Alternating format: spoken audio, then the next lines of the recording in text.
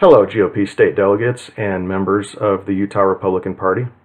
I'm Sam Parker, and I'm running for the U.S. Senate. I'd like to speak with you about an existentially important issue relating to this year's convention. We have a system that allows less moneyed and less well-known candidates the opportunity to be heard and to have a chance to propel discussion and contribute to the debate over who's best and what's best for Utah. You know, another thing our system does is to provide multiple rounds of voting in order to yield not only the best candidate, but the best prepared candidate. It allows Utahns a stronger ability to create transparency in their elected officials and make them commit to positions that we can then measure their performance by.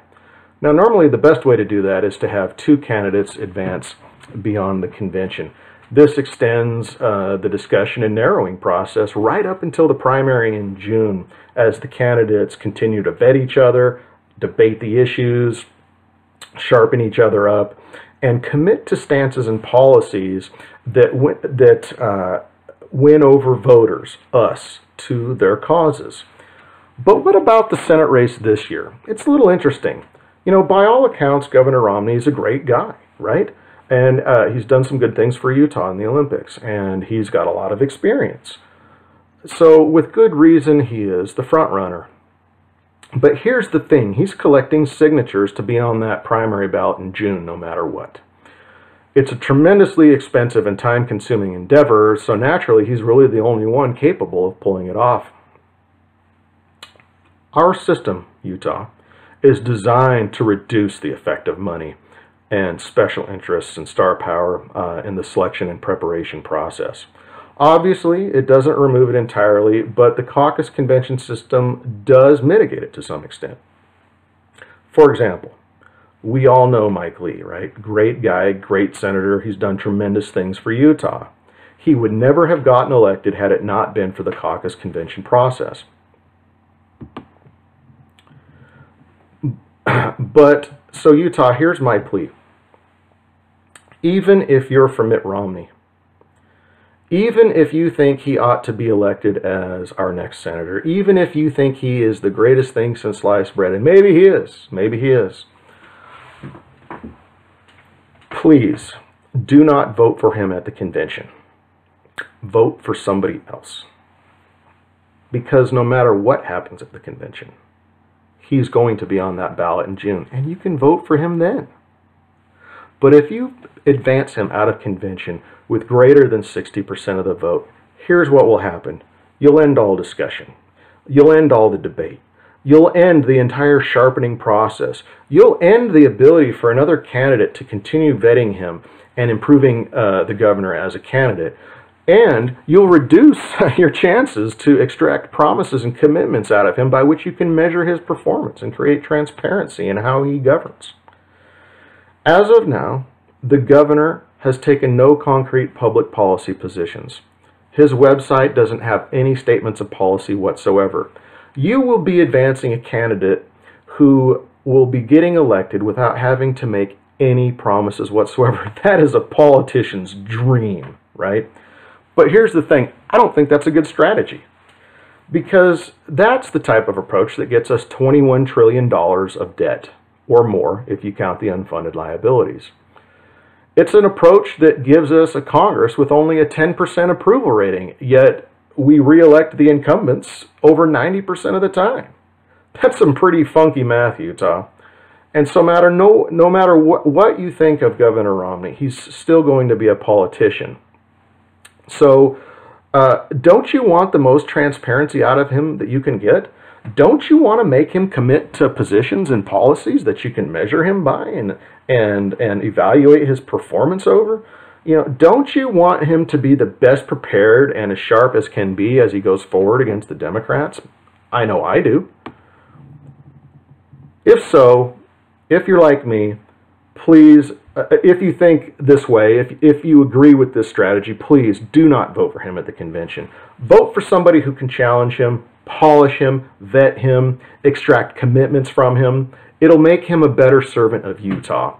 Don't let the discussion end on April 21st, Utah. It won't serve our system, because there is a higher purpose to our system here than merely selecting who we think the best candidate is. The very foundation and mechanism of Utah Republican government is at stake in this convention. There are strong forces at play that want to end the caucus convention system.